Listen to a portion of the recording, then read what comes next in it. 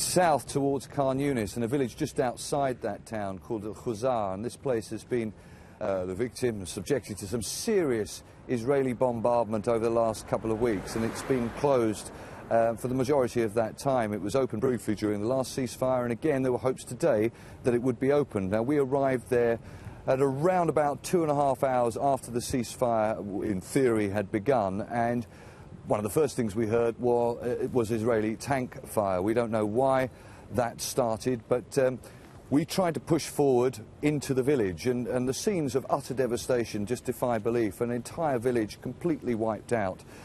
People were trying to push in to try and get their family members or try and retrieve some of their belongings from their homes that are destroyed, try and pull some of the injured out. It's very unlikely that anyone was still living there. We saw people digging bodies out from underneath the rubble. The smell of decomposing flesh was really unbearable. Ambulances had been trying to get in as well.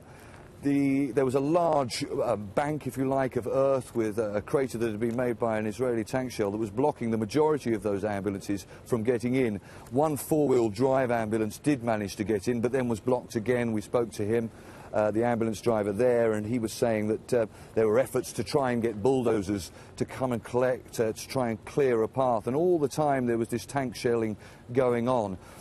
As we pushed in with people to try and get to see the village, we heard reports of others that had ventured off the road and actually had been taken or hit by snipers.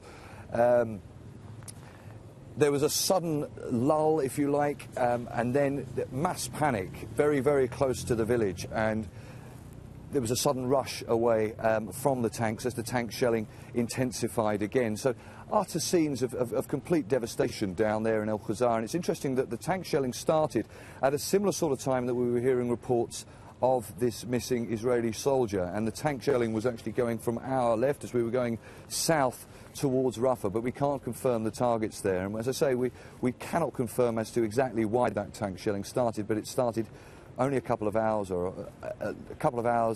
after the ceasefire began.